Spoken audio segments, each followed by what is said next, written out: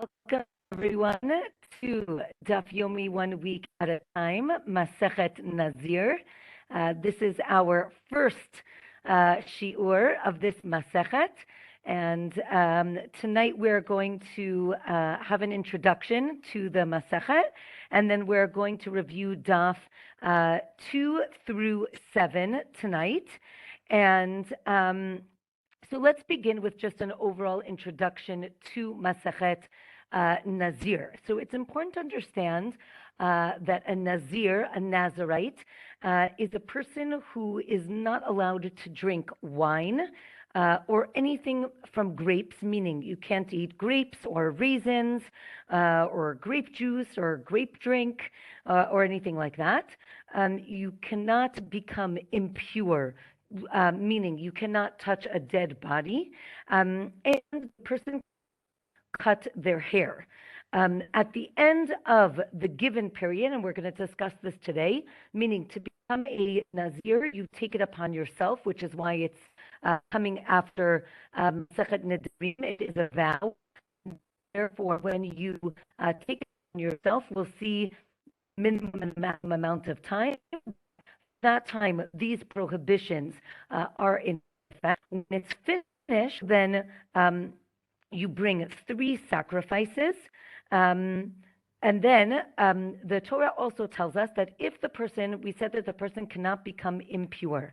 If they do become impure, then they need to shave their head. Then, right, because they were growing their hair, they have to shave their head. They bring 3 different sacrifices. And then they restart the Nizirut process again. At the end of the Nizirut, again, also the person will shave their head and bring those 3 sacrifices. As I mentioned, there are different types of Nizirut, of being a Nazir. The regular or the minimum is 30 days, or you can specify any amount of time above that 30 days. The other type of Nazirut is what's called Nazir Olam, meaning a Nazir, we would say, I guess, forever. This person is a Nazir for the rest of their lives, but they can cut their hair. If it gets too long, too cumbersome, they can cut their hair. And then they bring a sacrifice, and then they keep going. But they can never become impure. They cannot become tameh. And the third type is what's called Nazir Shimshon, right? A Samsonite Nazir, not as in the suitcase, but as in the personality from Tanakh, right? Samson, if you remember, Shimshon was a Nazir from birth. And he was never allowed to cut his hair. But if you remember from any of the stories, he could become impure. He could become tameh. So that's a little bit about Nazir. We're going to learn more as we begin the Masechet. Just it's important to understand that the Rashi here, again, like in Nazir, is called the Mefaresh. It is not Rashi. It is the Rivan. So we call it the Mefaresh. Okay, let's begin Daf 2. Again, to remind ourselves, there is no page 1. There are many different explanations for this, right? Derech Eretz being maybe page 1, right? Being a good person before you start learning. Number 2, it could be, right? We just finished learning Masechet Nedarim, so that was the beginning, and now we are just continuing. So the Mishnah on Daf 2 tells us that kinuyim, if you remember, we did this in Masechet Nedarim as well. Kinuyim are equivalent terms to taking on Nizirut, and if you use similar terms, you are still a Nazir. So any kinui is like the regular word of Nazir, right? So in Hebrew, you would say Hare Ani Nazir, but if you use a word that sounds like Nazir, that works as well, as long as that was your intention. That's called a kinui. Another term here is a yad, right? Literally, it means a hand or a handle, but this means a partial expression of a vow.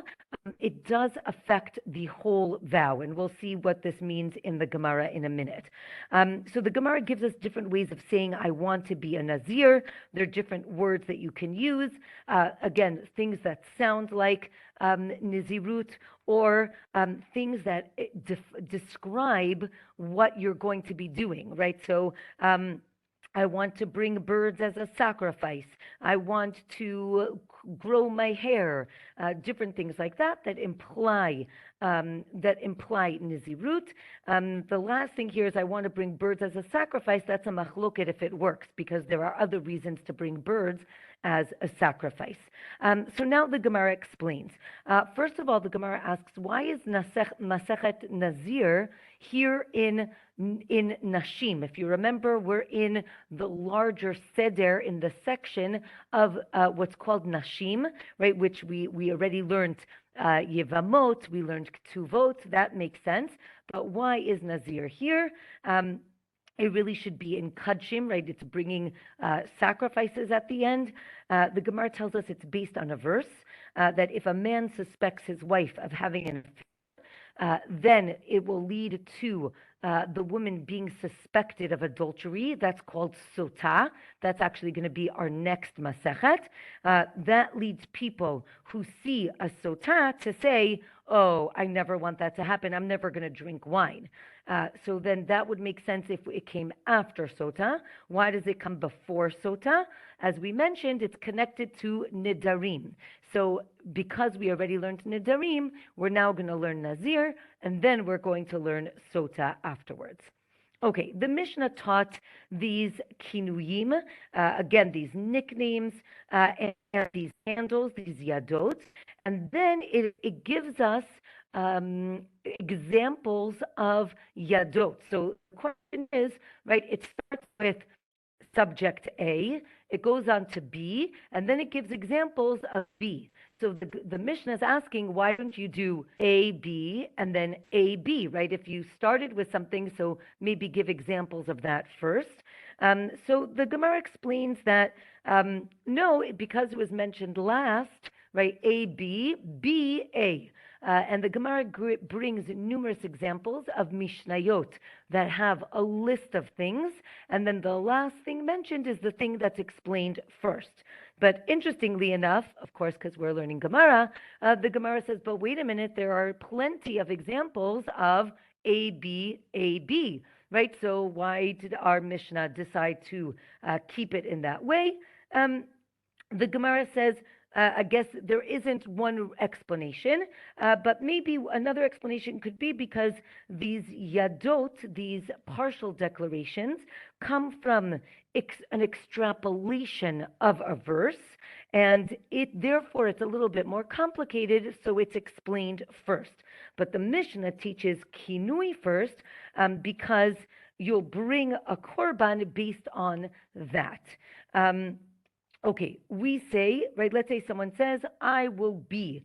So that works, right? What does that mean, that works? So the Gemara says, if, let's say, a Nazir walks by and you're like, oh, I'm going to be that, right? Without using the word Nazir, so then it works if the person sees a Nazir walking by.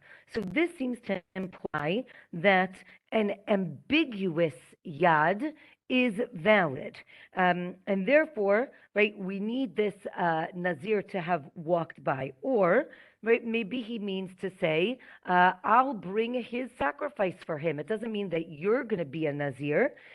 So the Gemara says, no, we ask the person afterwards what was their intention, and if their intention was to become a Nazir, so then it does work. Right? Let's say if a person says, I'm going to be so beautiful. This, again, because they're growing their hair, seems to make the person a Nazir. The Gemara says, well, maybe you mean you're going to be beautiful because you're going to do so many mitzvot, right? You're going to keep so many commandments. The Gemara says, no, again, he was holding onto his hair when he said this, and therefore it must mean that the person wants to be a Nazir. it's important to note. I don't know if I try not to, but if I use he, I don't mean it specifically, meaning it's important to understand that a woman can also be a nazira. The concept of nazir is not exclusively to men. It could be for women as well. So I will try to be careful with that, but if not, understand that I mean both men and women. So now the Gemara says, wait a minute, isn't being a Nazir a transgression? For those of you who don't know, I mentioned you bring a sacrifice at the end of the process. One of the sacrifices that you bring is a korban chatat, a sin offering.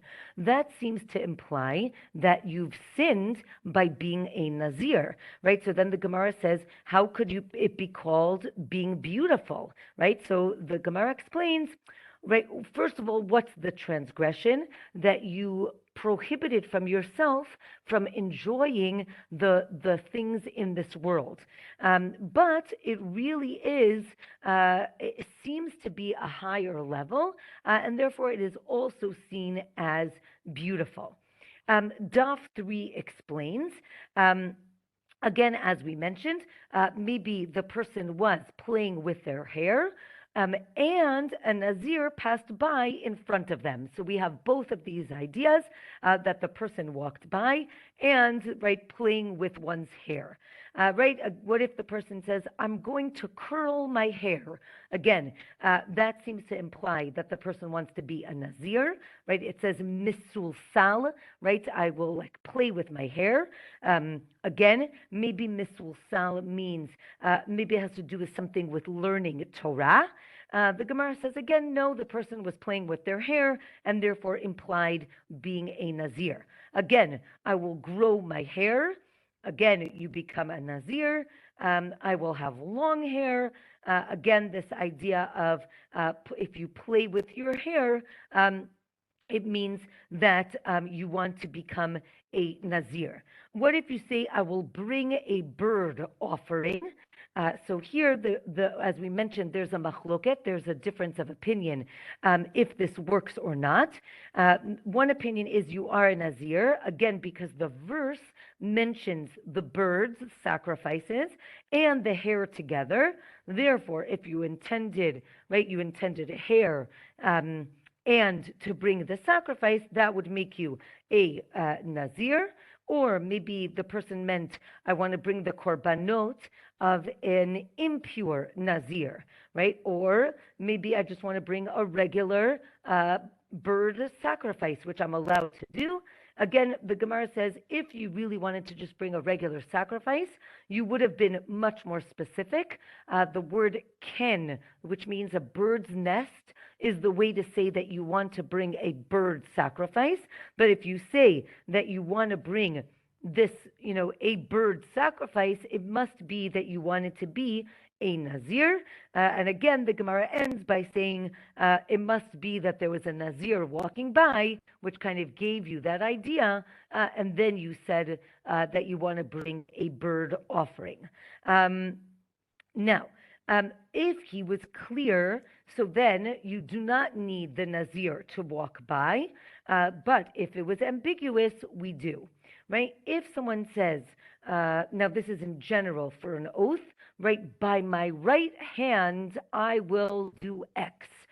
So the Gemara explains when you use this phrase, by my right hand, that's a valid oath. Right? The right hand is mentioned in the same verse as an oath, and therefore it's valid. Right? So again, that seems to be another way of taking on an oath. And again, the Gemara and so left hand as well, again, based on a verse.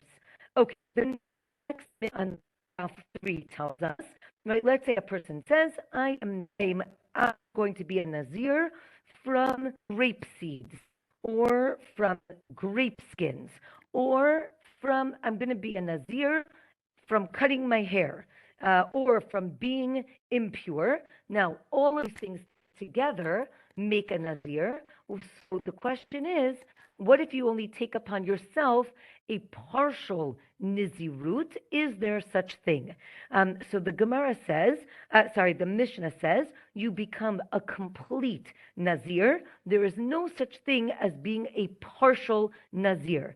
So even if your statement partial statement, you become a complete or full Nazir. So the Gemara explains, right? Maybe a person can only take upon oneself, as I mentioned, a full Nazir experience. And if he says a partial statement, maybe it doesn't work at all, right? Our Mishnah is saying that if you take upon yourself a partial statement, it works so much so that you become a full Nazir, as opposed to, right, you might have thought that maybe it doesn't work at all, right? So again, there are two different opinions. Both of these opinions are based on a verse. Again, the verse says, anything that comes from a grapevine, and then continues and says, and wine, and it enumerates exactly what makes you a Nazir, right? So the Gemara says this verse actually comes to teach us that even wine that's a mitzvah, that it's a commandment to eat, to drink, is also forbidden to a Nazir. Meaning, if a Nazir has to drink wine, right? And the Gemara is going to explain what this means in 1 second.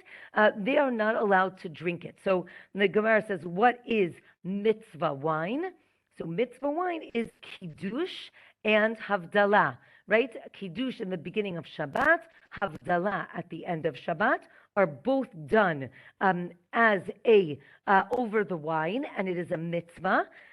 You might have thought that because it's a mitzvah, you can drink it. And the Gemara says, as we say in Gemara, right, kamash malan, right? Rather, you are not allowed to drink it if you are a Nazir.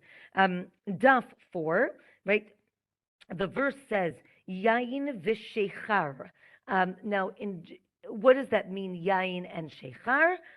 It means new wine and aged wine, both of which are forbidden to the Nazir. So the question is, why is it redundant? So the Gemara says it teaches that the Nazir cannot drink wine, but the Nazir is allowed to have other intoxicating liquids, right? So anything that's not grape-based, the Nazir can have, right? You might have thought that he couldn't because priests, like Kohanim, are not allowed to go into the temple, into the Beit HaMikdash, if they are drunk. You might have thought it's only from wine. The Gemara says no, from any intoxicating beverage, right? They're not allowed to go into the Beit HaMikdash if they are intoxicated, right? So, but a Nazir, on the other hand, is allowed to have an intoxicating drink as long as it is not made from grapes. From here, the Gemara has different prohibitions, different things that are forbidden to the Nazir, and combine together to create the shiur, the amount that makes it prohibited, right? So the amount, the designated amount is what we call a kazait, an olive volume. And here for a Nazir, maybe we can combine, let's say if you have some grape skin and grape seeds and a little wine, if you have a composite of an olive amount, so then it is seen as forbidden. Or maybe not. Maybe they do not combine together. Okay, the next Mishnah says to us, let's say a person says, I will be like Shimshon, the son of Manoach, right? That is Samson. His father's name was Manoach. His wife's name, anybody know? His wife's name is Eshet Manoach. Very good, Mrs. Manoach. My kids always make a joke, right? So what was her husband's name? Oh, the husband of Mrs. Manoach, but okay, as Manoach. Okay. So Manoach and his wife have Shimshon. Or let's say you say, I want to be like Shimshon, the husband of Delilah, right? Delilah. right, there are other options that describe Shimshon. So then you become a Nazir Shimshon. That means forever. The Gemara explains, if I just say I want to be like Shimshon, it's not enough. You have to add one more descriptor, because maybe you're saying I want to be like Shimshon Schwartz, who lives down the block. He's such a great guy. I want to be like him. So the Gemara says you need to be very clear that I want to be like Shimshon, the son of Manoach, the husband of Zlilah, one of those things, to explain that that you want to be a Nazir Shimshon. So that's Nazir Shimshon. Next Mishnah, Nazir Olam, right? What is this person, right? You grow your hair very long, but if it's getting too bothersome, you can cut it. This is, when you cut it, you bring 3 sacrifices, and then you keep going, because there is no end. Also, if the person becomes tameh, right, if the person becomes impure, they also have to bring a sacrifice, right? They're not allowed to become impure. However, right, let's go back to Nazir Shimshon. That person cannot cut their hair, but they can, well, here's the machloket. The question is, are they allowed to become tameh, impure, right, even lechatchila, meaning there's no issue, or it's okay if you do, but better if you don't. So the Gemara is going to discuss that in a minute. The Nazir Shimshon does not bring a sacrifice if they become tameh. Okay, next, so the Gemara on Daf 4 tells us, there's a machloket. If Nazir Shimshon, as I mentioned, can they become tameh? Is it mutar? Is it permitted? Or is it just not forbidden, right? There's a distinction between those two statements. Rabbi Shimon says the person cannot become. Rabbi Shimon actually says the person cannot become a Nazir Shimshon because it doesn't work. Why? And we actually did this in Masachet Nedarim. Shimshon didn't take it upon himself to become a Nazir. If you remember the story, and those of you who don't, you should go back to the book of Judges, to Shoftim. Shimshon's mother was told by an angel that her son is that she's going to have a child, and that child is going to be a Nazir, and he is not allowed to drink wine and cut his hair. And therefore, there's a machloket here, and we did see this in Masachet Nedarim.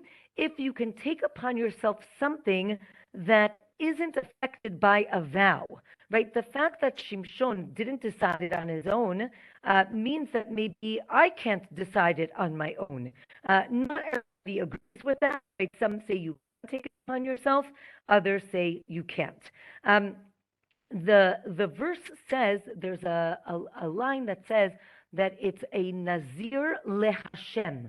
You're a Nazirite, you're a Nazir for God. So the Gemara asks, what does that mean, a Nazir for God? And I think this is something we're going to discuss throughout this Masechet, right? Why would someone take it upon themselves to do this? And I think that's something we're going to have to think about throughout this Masechet.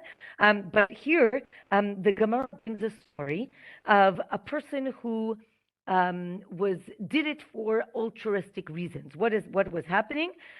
This man basically was very handsome, and he saw his reflection, I think in water, and he was very tempted by his Yetzer Hara, by his evil inclination, and he thought, "Wow, I am so good looking." And then he realized this is a problem, and therefore he took upon himself to be a Nazir so that he could shave his head, which is interesting because that's the end of the process. But he wanted to go through the whole process so that he could shave his head and not be so vain.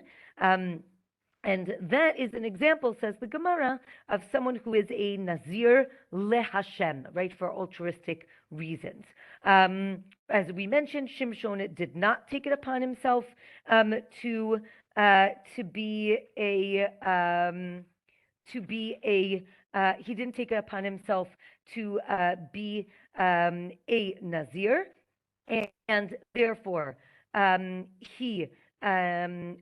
angel said that he would be a Nazir, and Shimshon did become impure. He killed many people, if you remember the story. So Shimshon is Nazir Shimshon. What's a Nazir le'olam? The Gemara explains that's Avshalom. Right, Avshalom was a Nazir olam. He goes to Hebron and he brings a sacrifice that he vowed about. Daf 5 explains that there's a machloket how often he could cut his hair.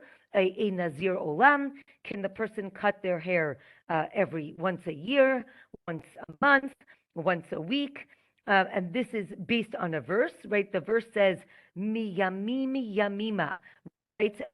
For a number of days. So the Gemara explains how that works, whether we understand it as a certain amount of time, year, month, or week. Let's a little off topic, because we're talking, the Gemara goes in discussion about something called the Gezerah Shava. So those of you who are enjoying learning Gemara, a Gezerah is it's by finding the same word in two different subjects, meaning not one next to the other, but subject here and somewhere else completely. And when you find the same words, you can compare those two subjects. That's called Gezerah Shava. Generally, we find the exact same word because we say, oh, it must be showing us or teaching us something unique. There is one time that is not the case. There's a Gezerah Shava with two different words, which doesn't make sense because the whole point is that it's the same word. It says Vishav HaKohen, and then it says Veba HaKohen. Shav means to return, Ba means to come, and the Gemara explains that these are similar enough that we can use them for a Gezerah Shava, which is just fascinating because usually the word has to be identical. It's just interesting as a side note to understand that one time, this is a very famous Gezerah Shava, so the Gemara on Daf 5 mentions this Gezerah Shava, how come it works, right? And basically the Gemara says it's very similar, it's close enough, there's nothing closer, but in general we need the same exact word. Okay, let's go back to our Nazir who's cutting his hair, right? Just as the priests, the Kohanim, cut their hair every month, so too the Nazir Olam can cut their hair every month, or maybe again, as I mentioned, maybe it means every week. Okay, next Mishnah.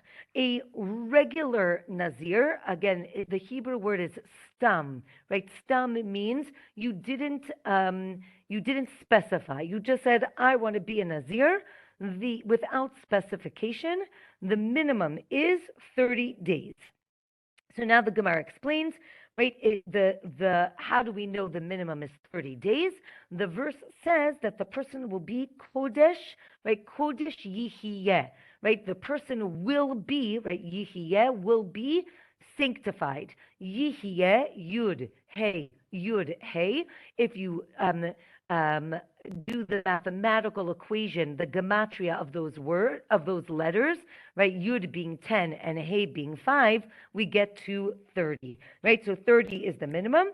Or maybe the Gemara says because it mentions the word neder and nazir 29 times in chapter 6 of Bamidbar, and therefore that's why the minimum is 30. Yes, you heard me right. I said it says it 29 times, therefore 30. That doesn't work so well. So the Gemara is going to say, what are we talking about? So the Gemara says, oh, really, it means, right, 29 days of being a Nazir plus day 30 when you shave your head and you bring the sacrifices. Now, in general, right, really, when we said minimum 30, meant 30 days being a Nazir, plus the next day, which is 31, when you're going to shave your head and bring the sacrifices. So here the Gemara now discusses, is being a Nazir 29 plus 1 or 30 plus 1? So let's say you say that you're going to be a Nazir for full, right? Let's say now you expressly say a full 30 days, then you have to shave on day 31. But otherwise, you are allowed to shave on day 30, says the Gemara. If a person took upon themselves two niziruyot, so what do I mean by that? Two consecutive sets, right?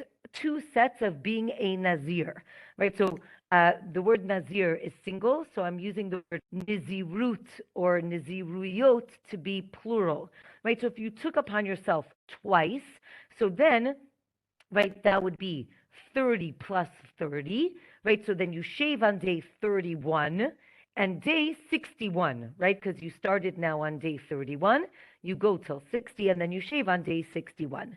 The Gemara says on Daf 6, but if you shave on day 30 and 60, it does work. So we see that you can do it on day 30, right? So now the question is, day 30 can work as the last day of the first and the first day of the second, right? So again, if we have two consecutive periods of time, day 30 can be for both, right? If the person shaved on day 59, it also works because, as we mentioned, you can have a 29-day nizirut as well, and therefore it works, right? And now the Gemara talks about someone who becomes impure, right? If the person became impure on day 30, so now you forfeit the whole nizirut. So that seems to imply that you didn't finish it on day 29, right? It means that you have to go till day 30. So the Gemara says, you're right, maybe if you became impure on day 30, you only lose 7 days. You don't have to do the whole thing over again, right? Let's say you became a Nazir for 100 days. And if you became impure on day 100, you lose everything, is option number one, or you only lose a month. This seems to be based on a verse that it's chunks of 30 days, and you only need to repeat another 30 days.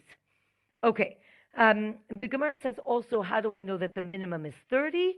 Because it seems that in order to grow your hair for a proper amount, you need a minimum of 30 days. As we asked before, day 30, right? Does 30 days include day 30 or not? Right? And this is a very famous machloket. In Hebrew, the machloket is, right, ad ve'ad bichlal, right? Do we say that when I say 30 days, do I mean 30 including day 30? Or in Hebrew, it's called ad velo ad bichlal, right? 30, but not including day 30, right? That's a very famous machloket, and that is the machloket here as well, how we see day 30. Okay, Daf 7. I know I said we're going to go till Daf 7, but I just realized I'm going to give you bonus till Tuesday. So we're going to go till, we're going to do one more Daf till Daf 8 and finish the chapter. So Daf 7, the Mishnah tells us, right? Let's say a person says, I will be for a large term, right? Not long, large, right? Or a small term, right? The Gemara says both of them mean 30 days because there's no such thing as large and small. It could be short and long, not large and small. It means 30 days.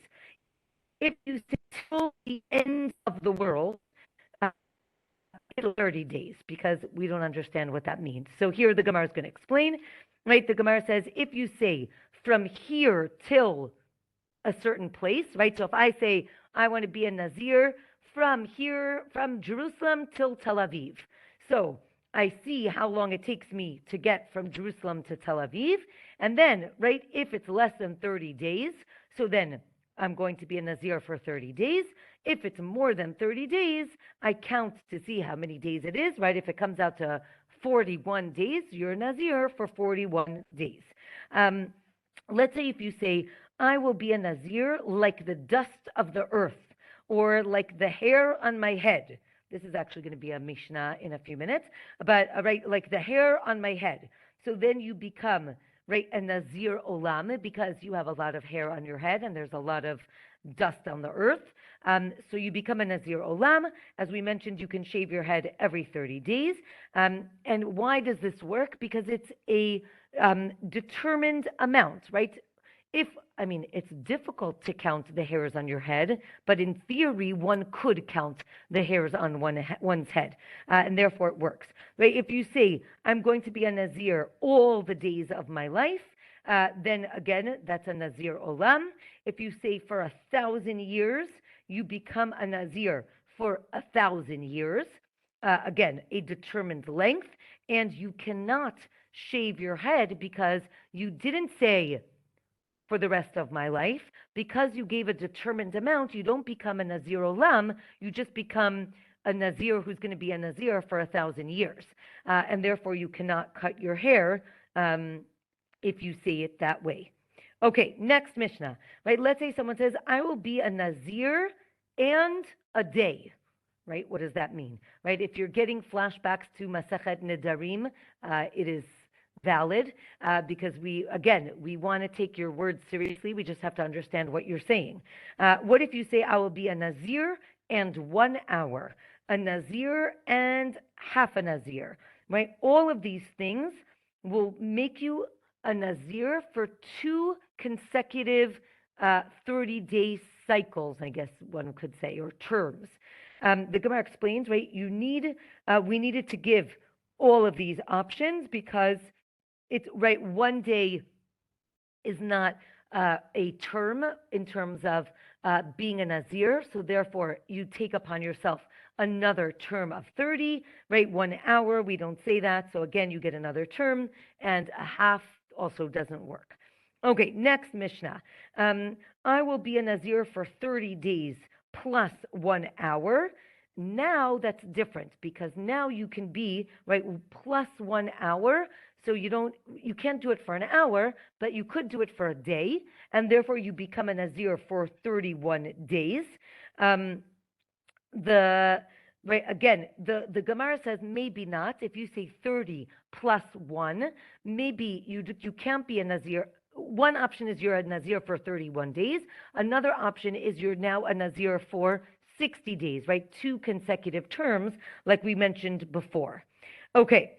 Last daf for today, daf 8, the Mishnah tells us, right, again, as we mentioned before, right, I am a Nazir like the hair on my head, or like the dust of the earth, or like the sand of the sea.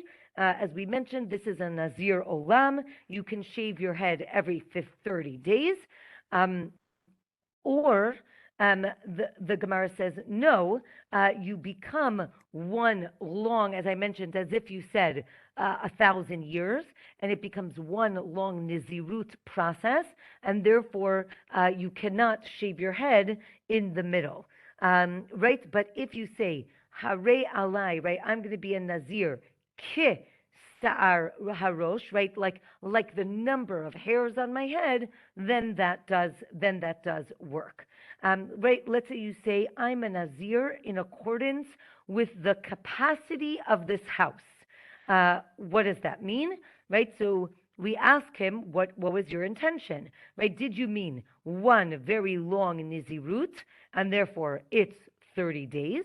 Or did you mean, right, I envision this house full of, actually the Gemara says, of mustard seeds, which is like the smallest measure that we could come up with. And therefore, you become a Nazir Olam because there are now, thousands of mustard seeds as if in your house, and you are now a Nazir, forever. As we said before, from here till a certain place, we measure it. It's either minimum is 30 days or more, and it's that exact amount of time. If you say, I will be a Nazir in accordance with the days of the solar calendar, right, 300, so here, it's interesting, you might have thought you would be a Nazir for a year, right, 365 days. The Mishnah actually says you actually meant 365 Niziruts, right, consecutive terms. If you want to calculate it, it actually takes 30 years to do 365 consecutive 1 month terms. So again, there's a story of a person who did this and was a Nazir basically till he died because I guess he didn't live more than 30 years. The Gemara explains, right, why do I see the house full of seeds, right? Maybe it's filled with watermelons, all right? Then you would have much fewer Nizirut. The Gemara says, we always assume the most stringent. If you remember from Masechet Nedarim, when we're not sure what your intention is, we're going to assume the most stringent thing, or maybe not, right? Maybe for Nizirut, maybe for Neder, you assume the most stringent, but for Nazir, maybe we should assume the most lenient. The sages say that if a person mentions numbers of items, he's accepting upon themselves a multiple Nizirut terms, right? So times 3, you don't mean, right, 3 days or 3 weeks, you mean 3 consecutive terms of being a Nazir. Or, no, maybe you mean 1 long Nizirut, right? We're going to go back and forth on this idea. If a person uses the word, right, like the number of, so then it's accepting consecutive terms. It does not mean a long Nizirut. Let's say someone says, I will be a Nazir and 1, right? Again, that means 2 terms, right? If you say and more, right? If you keep going, and 1 and more, right? That's the 3rd term. And again, that's a 4th term, right? So basically, stop talking. Don't keep adding things. Interestingly, the chapter ends by saying if you use Greek numbers, it does count, right? Even though you're not using it in Hebrew, you can use Greek number to count. You don't have to say it in Hebrew, which is just interesting, which is why I always tell people, sometimes you hear people say, I swear to God, no, don't say that, right? Meaning just because you're not saying Hare alai, right? Even though you're not saying the words in Hebrew, using the word swear is very serious, and it is better not to say that. Okay, with that, we finished this week's Masechet Nedarim, the first week of Masechet Nedarim. Again, sorry about all the changes, but Bezrat Hashem, next week we'll be back to our regular day and time, which is Tuesday, 9 p.m. Israel time. And looking forward to sharing more Torah with you next week. Have a wonderful week, everyone. Shavua Tov.